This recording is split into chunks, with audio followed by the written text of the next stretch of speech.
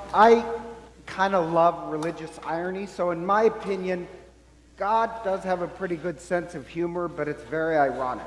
And by irony, I mean there's a place that was built as a museum for Noah's Ark, and during the floods last year, it was destroyed in the floods. So, I love God's sense of humor. Great irony there. And you have to appreciate irony to know what's going on in the readings today, because even like the first reading. Remember, Peter and the apostles, they're frightened, they're scared, the resurrection happens, and now they have truth and they're unafraid. But they're not only unafraid, but they're going into the temple, and there's a cripple man who asks for money. And Peter and John say, "We have neither gold nor silver, but what we do have, we will give you." And they pray over him, and it's a miracle. The guy is cured. And because of that, this huge crowd of 5,000 people, over 5,000 people gather. And Peter starts to preach. And it's such a great homily that 5,000 people are converted that moment. That is one heck of a good homily. I am lucky to keep people awake for 10 minutes. But the problem is there's such now a crowd, and the police come and they arrest Peter and John and throw them in jail. And then Peter gets in front of the Sanhedrins and the priest.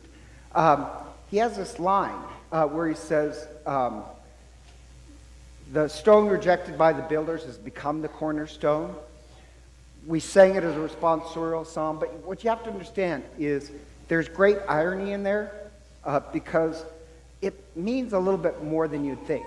So the builders, in one sense, are the Sadducees and the priests, because they are literally in a construction project.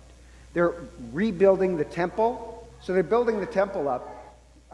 It's not going to do much good because in a couple of years the Romans are going to come in and level the city of Jerusalem. And Jesus did predict that the temple would be destroyed. So when Peter says that to him, they know exactly what Peter's saying. That you people who are supposed to be building a place for God, you can't even recognize God. So there's a little bit of irony there, but the other bit of irony, and this is the really big one, is Peter's talking about himself, about his past. Because, little background, after the Last Supper and the Passover meal, Jesus changed it. But it ended with that very psalm, the stone rejected by the builders will become the cornerstone. Peter would have sang that song just after the Last Supper as they're going to the Garden of Gethsemane. And the builder in this instance is Peter himself. He's going to deny Christ 3 times. He's the one who denied the cornerstone, rejected. So there's a great, do you get that? But the odd part, oh no, people didn't get that. Peter's trying to build the church. They're trying to build the temple. He's trying to build the temple of God, the Holy Spirit. And yet Peter himself rejected Christ. The irony there is that Peter is admitting, even in that line, that yes, even sometimes the followers of Christ have problems recognize the presence of Christ. But either you can recognize the source of life, or you bring death, or pain, or misery. So the priests and Sadducees have Peter locked up in jail. That means sometimes religion does bring pain into the world. And the irony is that the very thing that Peter's saying, Jesus ends up in jail. When Peter says it, he ends up in jail. But it's simply a truth. We should be able to recognize where life is, what gives life, and what doesn't.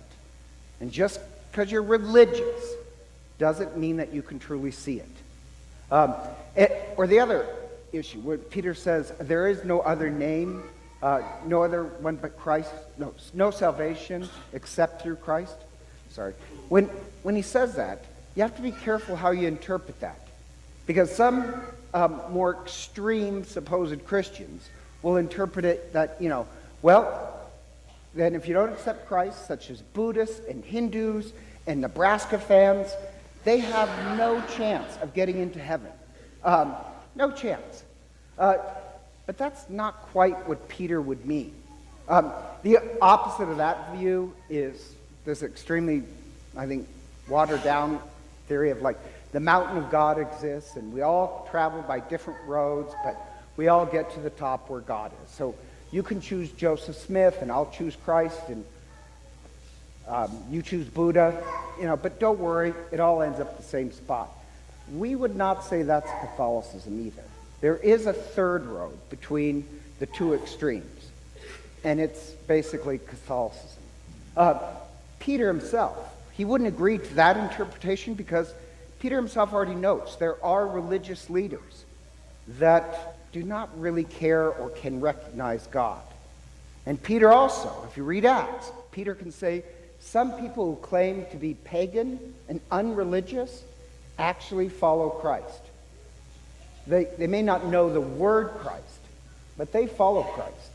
And that's even in the gospel, where in the gospel you have Jesus, the good shepherd, but he says something controversial, where he says, I have sheep that do not belong to this fold.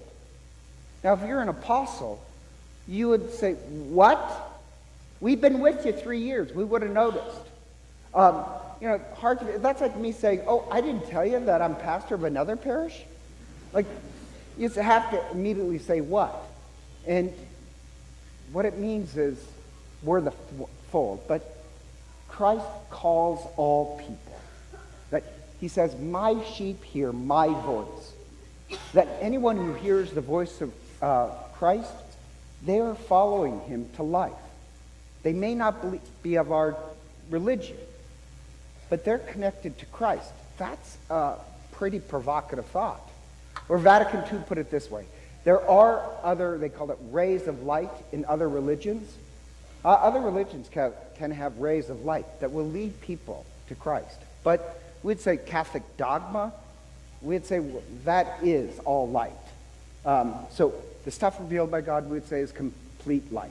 Or John Henry Newman, I like this. John Henry Newman said, Christ is the aboriginal shepherd of people's conscience. And what he meant by that is Christ speaks to all human beings' conscience. They may not know the name Christ, but Christ is the only door that leads to life. Or who else? St. Gregory. St. Gregory sent missionaries in the very early church up to Germany because nobody thought the Germans could be converted. And he sends missionaries, and he gives this great speech where he says, Christ is already calling to them. You have to make them aware of the call of Christ. That's a different view of religion. That's a Catholic view, that Christ is calling all people. Or one mystic put it this way, that there's plenty of people who are anonymous Christians. They don't know the name Christian, but in their heart of hearts, they respond to the shepherd. Those people who respond, they give life to the world. Those people, they can claim to be religious, but they just bring a lot of pain and suffering into the world. We're the ones who today are hoping we hear the voice of the shepherd, Christ. What we give to the world is life. And there's this saying by Sam Harris. Tell me if you ever heard this, where I heard it last week. Somebody said, religion has caused more war than anything else in history. Have you guys ever heard of that? Just these total, okay, I don't want to say a bad word, but I'm going to. Total bologna sandwiches. They've actually done a study on it. In Christianity, which is the largest denomination in the world, Catholicism, yes, religion hasn't been perfect, but we've only caused 3% of the world's wars. Not that we should be really proud of that. We're supposed to bring life, not pain. But Peter, Christ, it does mention some religious people. They bring pain into the world. So going back to Peter and John, when they're going by the crippled man, they who have the resurrection in them give him life. That's what our faith is supposed to do. If we truly hear the voice of the shepherd, then in some way, somehow, we give life back to the world because we've received it. And today, Sonia's going to be welcome to the Catholic Church. She's going to be confirmed. And baptism celebrates you're one with Christ. Confirmation celebrates that you're an instrument of Christ to bring peace into the world. And her confirmation name she chose was Anastasia, which I did not know this. She was like a nurse. She took care of the sick. Okay, that's called a nurse. And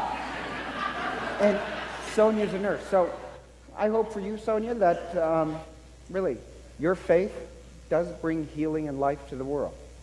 So if you want to be confirmed, please come forward with your sponsor. And please stand and renew your baptismal promise.